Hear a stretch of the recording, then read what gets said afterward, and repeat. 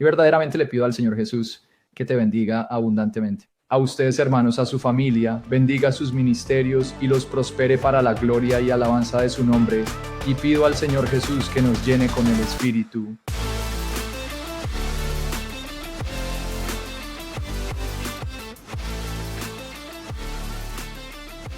Muy bien, estamos en vivo. Bienvenidos a todos. Somos los discípulos de Yahweh en Cristo. Lo siento, chicos. Continúen. Sam tiene una aplicación descontrolada o algo así. No, lo que estoy haciendo es viendo tu canal de YouTube porque la cam... Así que yo pensé que lo está había bien. silenciado, pero bueno, alabado sea el Señor Jesucristo.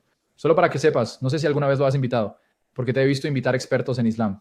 Adam Seeker está aquí. Veo que me dices que tu mamá, sí, Sí, totalmente él es aclarada, un moderador para nosotros. ex musulmán que es cristiano, así que Él, en realidad, ha estado en nuestro programa 2 veces. fue por eso que perdiste tantos suscriptores. No, Es broma, hombre. Solo estoy bromeando. Estoy bromeando. Genial. Sí, estamos contentos de tener a Adam Seeker en el chat, manteniendo el orden. Gracias, Adam, y a todos los que participan allí. Gracias, Sam, por venir a vernos. Soy Scott, mi hermano es Jody. Somos los discípulos de Yahweh en Cristo. Bienvenidos a nuestro canal. Si aún no se han suscrito, por favor háganlo. Pondré un enlace en el chat para ustedes. Y hoy solo hablaremos sobre la Trinidad, nosotros 3 hermanos. Jody, saluda. Sí, soy Jody. Estoy contenta de estar aquí. Estoy contenta de que Sam pudiera venir en un día tan... aviso rápido. Esto no lo planeamos, ya sabes. Solo hace unas pocas horas. Así que me alegra que Sam pudiera venir. No olviden suscribirse a su canal, Sam Shamoun, en YouTube. Correcto. Y también, también suscríbanse a nuestro canal, discípulos de IHWH es Yahweh. Discípulos de IHWH en Cristo. Por favor, suscríbanse. Por favor, recen por nosotros y por favor, compartan nuestros videos. Así que vamos a tratar un tema. Vamos a discutir la Trinidad de Dios. Así que tenemos a un muy buen experto en la Trinidad. Vamos a tener una discusión con un no trinitario, Stacy. Así que espero que te unas a nosotros mañana por la noche a las 7 en punto, hora del este o hora de Nueva York. Así que cuéntanos sobre lo que crees, cómo defiendes la Trinidad cuando te enfrentas a todos estos grupos antitrinitarios, porque hay tantos grupos antitrinitarios. El Islam, los mormones, los testigos de Jehová, los pentecostales unitarios.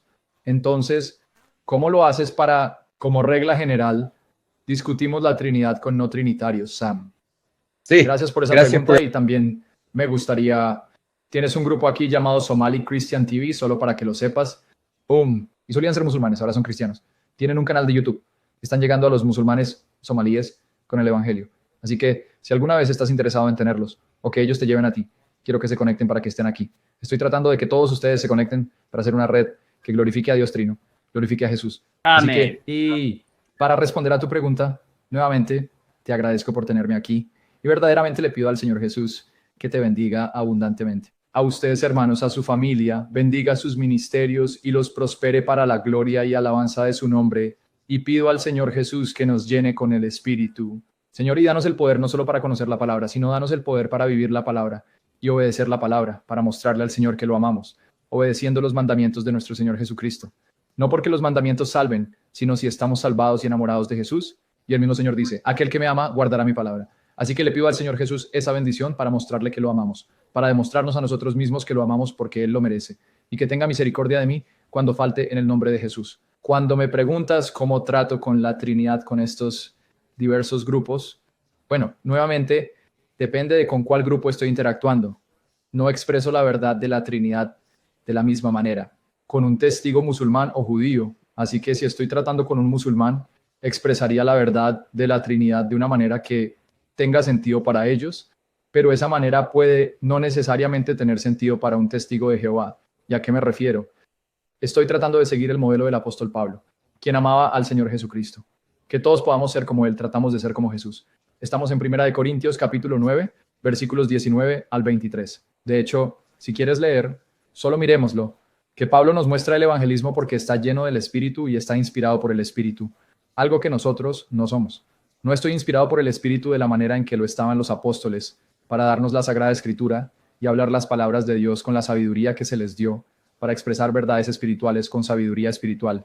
Pero en 1 Corintios 9, 19 a 23, si nuestro hermano quiere leerlo para nosotros, Scott, porque no tengo la Biblia frente a mí, me disculpo por eso. Porque aunque soy libre de todo, me he hecho siervo de todos para ganar a más.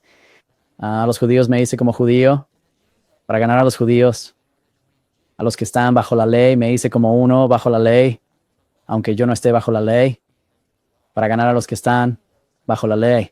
Para aquellos que están fuera de la ley, me hice como uno fuera de la ley, no estando fuera de la ley de Dios, sino bajo la ley de Cristo, para ganar a los que están fuera de la ley. A los débiles me hice débil para ganar a los débiles. Me he hecho todo para todos, para que de todos modos pueda salvar a algunos. Lo hago todo por el bien del Evangelio, para poder compartir con ellos sus bendiciones. Así que Pablo nos da un ejemplo de evangelismo y lo que él está diciendo es, déjenme decirles lo que no está diciendo. No está diciendo que usen trucos. ¿Puedo engañar, inducir a error a las personas para que crean en el evangelio? Lo que quiere decir es que entró en la cosmovisión, la mentalidad de las personas, para que pudiera comunicar la misma verdad del evangelio de manera que tuviera sentido para ellos y eliminando tantos obstáculos innecesarios como fuera posible. Por eso él dice, si alguien es sin ley, no voy a venir y predicarles la ley diciendo que están obligados a la ley. A ellos no les importa la ley. Así que no voy a imponerlo en ellos hasta que se enamoren de Jesús. Es cuando se enamoran de Jesús y rinden su vida a Jesús, entonces querrán someterse a la ley de Cristo. Y así, la manera en que expreso el evangelio a un judío no va a ser la misma manera en que expreso el evangelio a un griego. Y encuentras eso en el libro de los Hechos, ¿verdad? Cuando está en el Areópago. Porque predicando a los atenienses no cita el Antiguo Testamento. No dice, y el profeta Isaías dijo, o Miqueas dijo. Mientras que cuando está en las sinagogas, está citando las Escrituras. Está diciendo, vayan a Isaías, vayan a Miqueas. Porque los judíos creen en la Biblia hebrea, los griegos no. Presuponiendo la cosmovisión bíblica cuando está comunicando a los griegos, no cita el Antiguo Testamento porque no es autoritativo para ellos, sí. Y aún así cita a sus propios poetas y escritores paganos griegos para expresar la misma verdad de la Biblia. Así que aquí hay un ejemplo de cómo evangelizar de manera efectiva. No voy a hablar sobre la Trinidad con la misma terminología a un musulmán que a un testigo de Jehová. Entonces vas a tener que conocer a la persona a la que le estás testificando, entrar en su mentalidad y comunicar de manera más efectiva la misma verdad, pero de una manera que sea razonable para ellos. Así es como lo hago. Entonces, tengo que saber quién es mi audiencia, quién es la persona, y a partir de ahí confío en el Espíritu Santo para afinarme y glorificar a Cristo. Vaya, eso fue bueno. Eso es una buena lección para todos nosotros. Tenemos que conocer a nuestro público. Entonces, ¿cuáles dirías que son las principales objeciones a la Trinidad? Sam, dependiendo de quién. Si estamos hablando de los testigos de Joe, porque estábamos hablando de ellos. Sus principales objeciones contra la Trinidad sería doble. Número 1, dicen que solo el Padre es el único Dios verdadero. Así que Juan 17, 3, esta es la vida eterna, que te conozcan a ti, el único Dios verdadero, y a Jesucristo, a quien has enviado. En segundo lugar, señalan pasajes en los que afirman que Jesús es una criatura, específicamente la primera creación de Jehová Dios el Padre. Y así un testigo de Jehová atacaría la Trinidad desde ese ángulo. Solo el Padre es el verdadero Dios, Jesús es la primera criatura del Padre. Y luego, cuando se trata del Espíritu Santo, tratarían de señalar textos, despersonalizar al Espíritu Santo. Entonces, esas son las cosas. Esas son las cosas con las que nosotros como cristianos, si estamos siendo testigos de los testigos de Jehová, debemos tratar. Entonces, ese es un testigo de Jehová. Los musulmanes usarían objeciones similares en que el Islam, al igual que los testigos de Jehová, creen en un Dios único y personal. Y el musulmán te dirá que el Dios al que adoran es el que la Biblia identifica como el Padre. Aunque no llaman a Alá Padre, ellos, eso es anatema en el Islam. No puedes llamar Padre a Alá. Dicen, no obstante, que ese es el que creemos, que es el verdadero Dios que creó a Jesús. Y al igual que los testigos de Jehová, porque creen que Dios es unipersonal, usan los mismos pasajes bíblicos que usan los testigos de Jehová para demostrar que solo el Padre es Dios y Jesús es una criatura. Ahora, de manera interesante, en la teología islámica, entonces los musulmanes creen que el Espíritu Santo es el ángel Gabriel. Así que no despersonalizan al Espíritu Santo, tratan de demostrar que el Espíritu Santo es el arcángel Gabriel. Ahora, lo llamo un arcángel porque la tradición dice que es uno de los 7 ángeles principales. Así que, entonces, con un musulmán tendría que proporcionar respuestas similares al mismo mal uso de pasajes de la Biblia, ¿verdad? Que usan los testigos de Jehová. El modalismo, eso es algo totalmente diferente, porque los modalistas te dirán que Jesús es Dios, en el sentido de que Jesús es o bien la manifestación humana del Padre, o es un ser humano habitado por el Padre, así que tendría que acercarme a ellos de manera diferente también. Ahora este tipo, Stacy, con quien vamos a hablar mañana por la noche, parece el ario básico.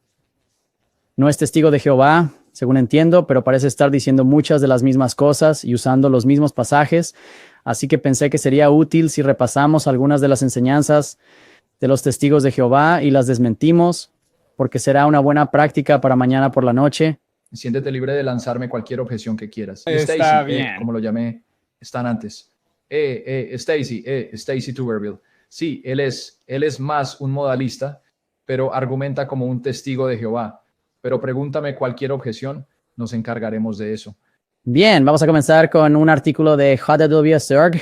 Así que esta es la biblioteca en línea de la Watchtower, el número de la Watchtower de 1953, 1 de enero. Y tienen esta sección aquí.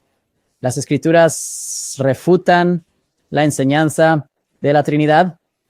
Voy a empezar justo aquí. El mero hecho de que el Hijo recibió su vida del Padre, que él no podía ser coeterno con él. Según las escrituras, Jehová, Dios, el gran Padre y fuente de vida, siempre ha existido. De eternidad a eternidad, tú eres Dios. Salmo 36, 9 y 92, 90, versículo 2. Pero el Hijo recibió su vida del Padre. Vivió por causa del Padre. Juan 1, 18 y 6, 57. Claramente Jesús debía su existencia a Dios, pero Dios no debe su existencia a nadie más. Jesucristo es, comillas, el invisible, la imagen del Dios invisible, el primogénito de toda creación. Dios no es la imagen de nadie, pero creó a las criaturas a su imagen. Génesis 1, 26. Creo que eso ya es suficiente para tratar. Esto. Mucho que desglosar. Nota la suposición. Vamos a desglosar sus suposiciones. Primero, ellos asumen que el Salmo 36, versículo 9 y 90, versículo 20, 90, versículo 2, es solo el Padre. Demuéstrales que están equivocados. Están asumiendo que Jehová es unipersonal.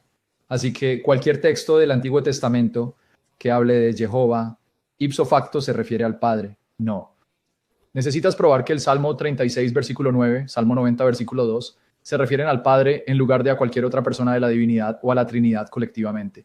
Esa es la primera suposición. ¿Y a qué me refiero?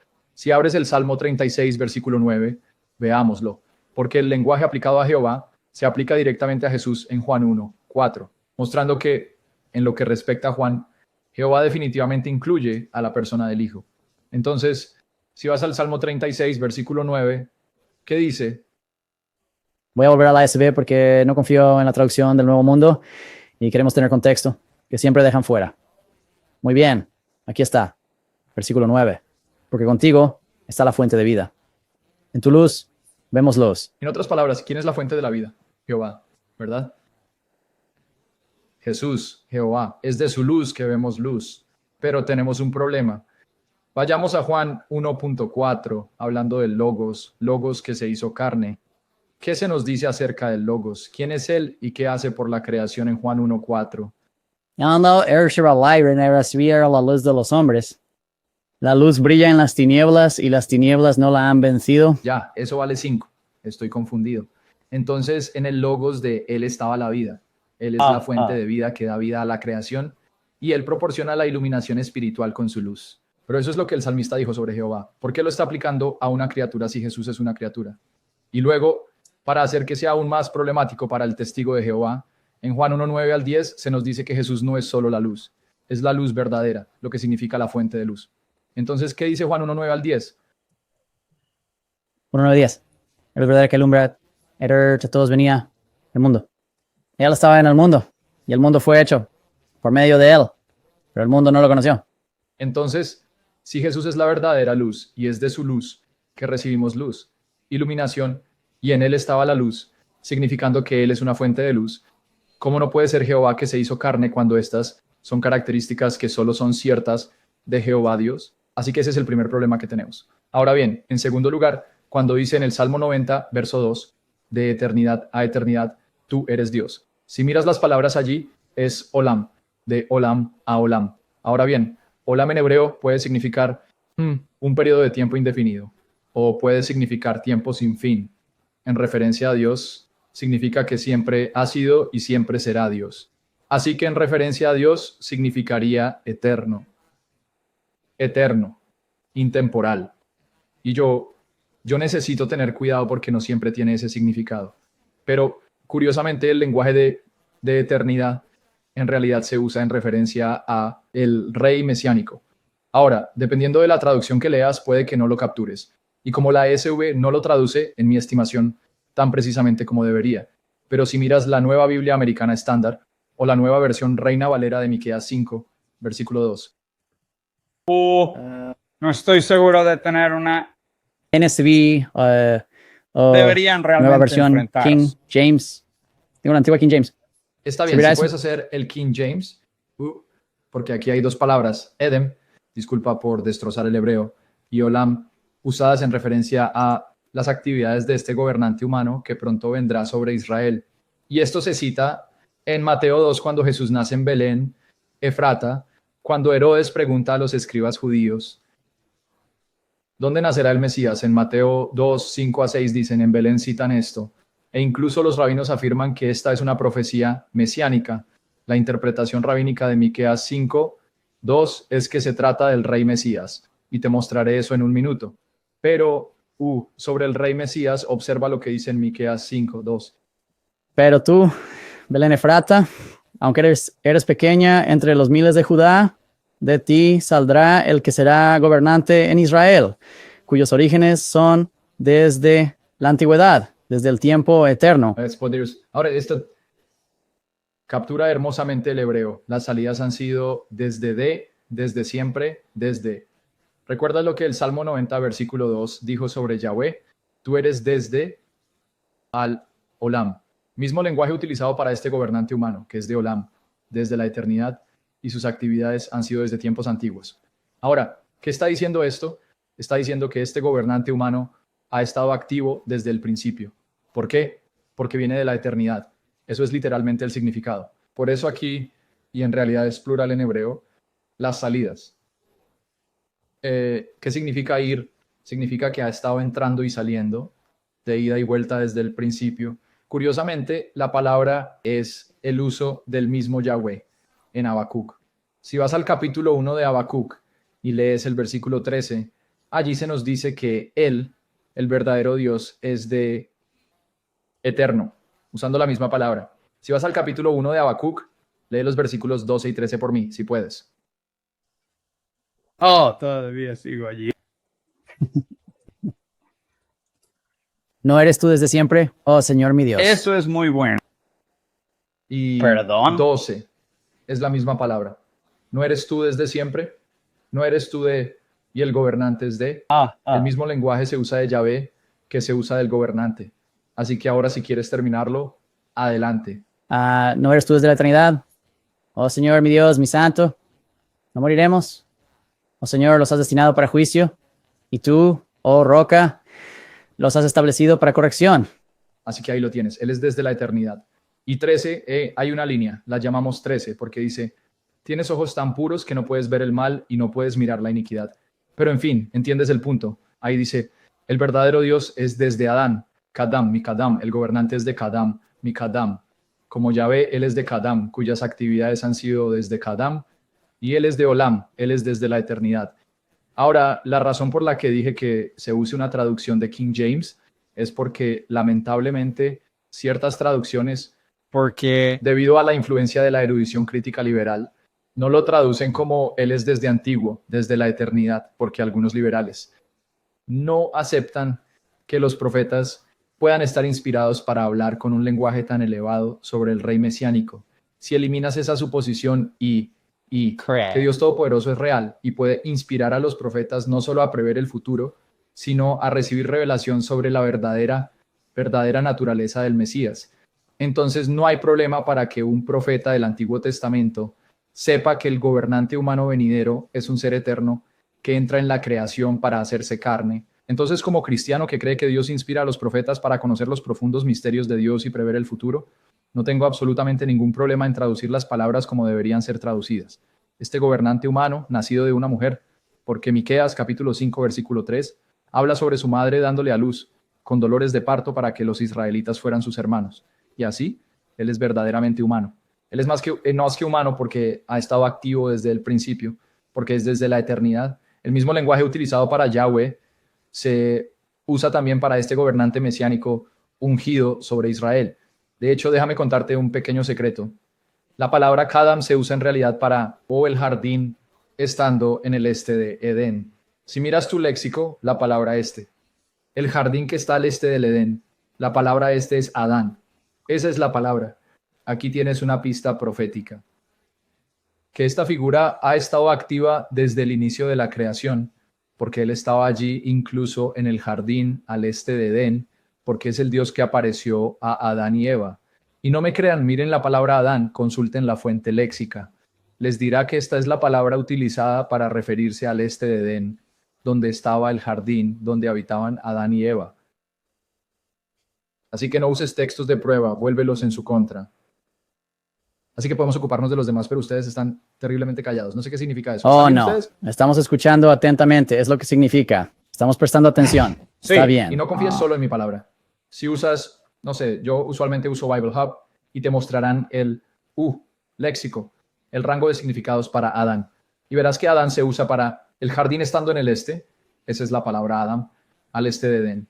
Así que aquí Miqueas nos está diciendo que este gobernante ha estado activo desde el inicio de la creación porque él estaba allí. Cuando Adán y Eva fueron colocados en un jardín que estaba en el este, Adán de Edén, ya ha estado activo desde entonces porque a diferencia de la creación, él es desde la eternidad, entrando en el tiempo, interactuando con sus criaturas, quien luego se hace carne. Aquí está el estudio de la palabra de la Biblia para Kedem, disculpen. Esa Y estos son todos los diferentes significados de ella. Cuando hacemos clic en este, vemos todas las formas en que se usó en las Escrituras. Aquí en Génesis capítulo 2, versículo 8, el Señor Dios plantó el jardín en Edén, en el este, ¿Y quién esa es la aparece en el palabra. jardín? Jesucristo Es muy en su existencia importante, prehumana. ¿Ves? Así que Miqueas capítulo 5, versículo 2 usa el mismo lenguaje usado para la eternidad de Yahweh, para el Mesías que nacerá de una mujer, para convertirse en un israelita humano. Y además de eso, se nos dice que Jesús es la fuente de vida y vemos luz de su luz, el mismo lenguaje atribuido a Job en el Salmo 36:9, aplicado a Jesús. Así que están partiendo de una suposición. Están asumiendo que cada vez que se menciona a Jehová en el Antiguo Testamento, se refiere solo al Padre. No lo asumas, pruébalo. Entonces tratamos con esos dos. Podemos tratar con los otros pasajes. El otro era Juan 6:57, ¿cierto? Sí, señor. Bueno, vamos a verlo, porque están asumiendo que porque Jesús dice, yo vivo por el Padre, de alguna manera eso significa que tuvo un origen, que fue creado. Eso es en realidad el significado opuesto al que nuestro Señor tenía la intención. Ya sabes, el significado que él quería dar a sus palabras. Entonces, ¿qué dice en Juan? Capítulo 6, versículo 57. Así como el Padre viviente me envió y yo vivo gracias al Padre, así también el que se alimenta de mí vivirá gracias a mí. Ahora su posición, porque Jesús es por el bien del Padre. Eso significa que no es eterno. El Padre lo creó. Pero seamos consistentes. Ahora noten lo que nuestro Señor dice sobre aquellos que se alimentan de Él. El que se alimenta de mí también vivirá por mí. Ahora déjenme preguntarles a ustedes una pregunta. Antes de que una persona llegue a creer en Jesucristo, para vivir por Él y alimentarse de Él, quien quiera que sea a quien Jesús está hablando, ya están vivos, ¿no? Sí, en cuerpo están vivos. ¿Verdad? Así que incluso este lenguaje no significa que Jesús no existiera antes de, o según ellos, teniendo vida. No dice que se les dé vida, pero sigamos con ello. Aquí tienes a individuos que no se han vuelto a Cristo, que siguen conscientemente vivos, que deben volverse a Cristo para alimentarse de Él y vivir. Así que incluso el texto en sí muestra que este lenguaje no implica pasar de la no existencia a la existencia. ¿Verdad? Entonces, de manera similar, ¿de dónde sacas la suposición de que si Jesús vive por el Padre, eso significa que hubo un momento en el que Él no vivió? ¿Dónde dice eso el texto? Este texto no dice eso. Y esto simplemente afirma la Trinidad. ¿Qué trinitario piensa que Jesús vive aparte del Padre, independientemente del Padre? Eso no es trinitarianismo, eso sería triteísmo.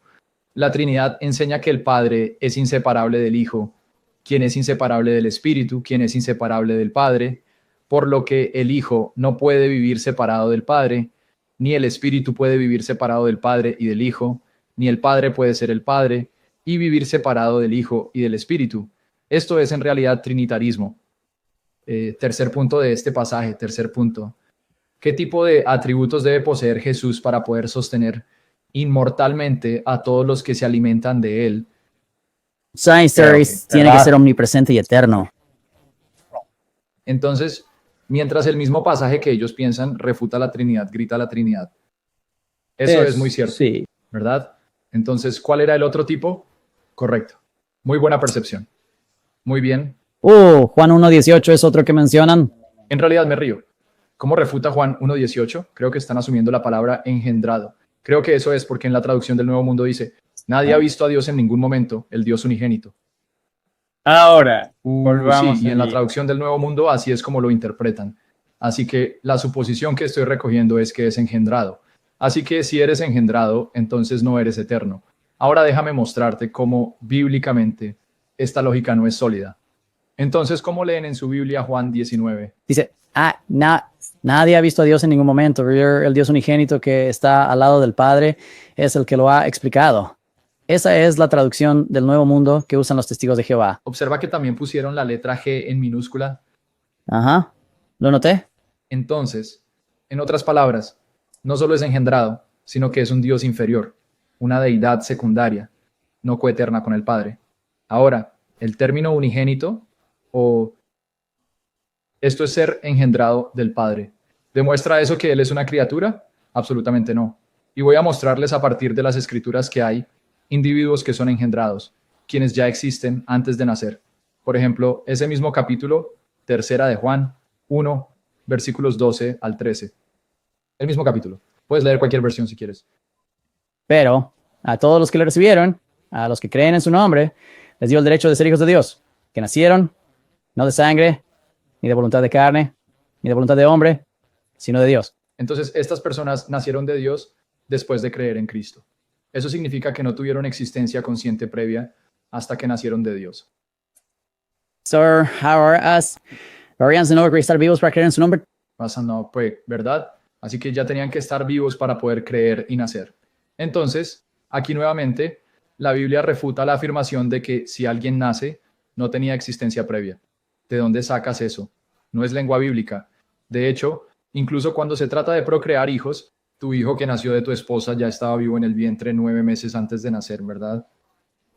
Entonces, Aaron, ¿de dónde obtienes la noción de que si naciste, no existías antes de tu nacimiento? Eso no es lógica bíblica, ni es sentido común. Mi esposa estaba embarazada de mi hija, mi primera, y cuando dio a luz a mi hija, el día que nació mi hija no fue el día que comenzó a existir. Ella ya existía en el vientre antes de su nacimiento, por lo cual consideramos el aborto como un asesinato por esa misma razón. Es una Eso gran es un ilustración. buen punto. Me encanta eso. Ahora vea primera de Juan 2:29. Pero Esto debería antes, ser fácil, ¿de acuerdo? Nos movemos. ¿Por qué dicen unigénito en 1:18? Porque ahora, cuando tradujeron de esa manera, esa no es su razón. Déjalos de lado. Los testigos de Jehová querían optar por Monógenes siendo el unigénito para mostrar que él fue nacido y por lo tanto creado. Sin embargo, ahora mismo tenemos un giro en opinión académica. Y recomiendo, porque ustedes son apologistas y estudiantes serios de la palabra, Charles Lee Irons acaba de publicar un trabajo masivo donde examinó una base de datos que contiene toda la literatura griega existente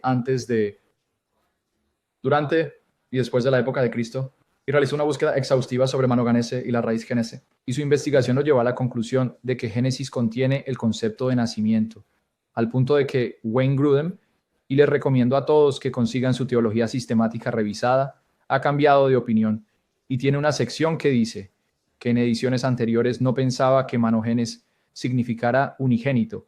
Dijo que ahora por esta investigación él ha cambiado su opinión y ahora cree que sí significa unigénito. Así que Charles Lee Irons es un renombrado erudito evangélico. Su investigación Ahora está cambiando la opinión del título de académico, no solo Wayne Grudem, sino incluso Bruce Swear. Ahora creen que monogamia significa unigénito. Así que los padres de la iglesia tienen razón al entender el término como para indicar nacimiento, no crear algo de la nada, sino que el sol nace porque la esencia del sol es la esencia del Padre y podemos profundizar en eso. Pero en cuanto a por qué se traduce de esa manera, incluso ahora he hablado con Wayne Grudem y está en un libro de teología sistemática y tal vez quieras invitarlo a entrevistarlo. Él confirmará esto en la versión actualizada de la English Standard Version porque la van a actualizar. Ahora van a optar por la lectura unigénito, porque ahora mismo en la ESV se traduce como único, ¿verdad? Pero Wayne Grudem, quien es parte del comité de traducción, lo va a cambiar a unigénito en la versión actualizada de la English Standard Version. Oh, está bien. Genial. Gracias por aclarar. Sigamos adelante. Sí. Así que, si quieren investigar más, busquen a Charles Lee Irons y a Wayne Grudem y a Bruce Ware. Así que ahora están cambiando su opinión. Dicho eso, ¿el término unigénito niega la eternidad de Jesús? Absolutamente no. Pero antes de eso, déjenme mostrarles cómo la palabra para nacido, genomai, genao, cualquier palabra que quieras usar, la palabra griega para nacer no significa nacer de la no existencia, venir a la existencia, desde la no existencia, nacer de la no existencia a la existencia consciente. No significa eso. No se usa en el Nuevo Testamento. Por ejemplo, ve a 1 de Juan 2:29. Primer de Juan 2:29. Aquí vamos. Si se ven que Él es justo, asegúrense que todo el que practica la justicia ha nacido de Él. Ahora, hermano, antes de que los cristianos nacieran de Dios, ¿existían conscientemente? Sí. Pero si uso la lógica de los testigos de Jehová, si naces, eso significa que no tenías una existencia consciente previa.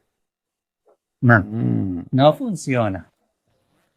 No funciona bíblicamente. Recuerda. Así que ese argumento tiene que descartarse. ¿Qué hay de 1 de Juan, capítulo 5, versículo 1? Todo el que cree que Jesús es el Cristo ha nacido de Dios. Y todo el que ama al Padre ama a quien ha nacido de Él. Está bien, estoy confundido. Según los testigos de Jehová, si naces engendrado, no tenías una existencia consciente previa. Pero estas personas que nacen de Dios eran personas que creían haber nacido de Dios. Bueno, ¿cómo podrían creer para nacer de Dios si ya no existían conscientemente? ¿Ves? No funciona, ¿verdad? Incluso cuando dice que alguien está muerto. No dice la Biblia que estábamos muertos en nuestros delitos y que Dios nos hizo vivos con Cristo. Efesios 2, 1 al 7 y Colosenses 2, 11 al 13. Espera, ¿significa eso que cuando estaba muerto en mis pecados no tenía una existencia consciente, una vida consciente existente? Por supuesto que sí. Entonces, esto es un grave malentendido, una perversión del lenguaje de las Escrituras. Nacer no significa que no exististe conscientemente antes de tu nacimiento. Así que Jesús puede ser el Hijo unigénito y aún ser eterno, porque el lenguaje engendrado no significa que Jesús fue traído a la existencia de la nada, de una no existencia previa a la existencia, especialmente cuando esto está en el contexto de Juan 1, donde ya se nos dice que el Verbo estaba allí en la eternidad, antes de la creación del tiempo, el espacio y el lugar, porque Dios usó la palabra para crear todo tiempo, todo espacio, todo lugar, porque Él trajo todas las cosas a la existencia. Eso significa que Él es eterno.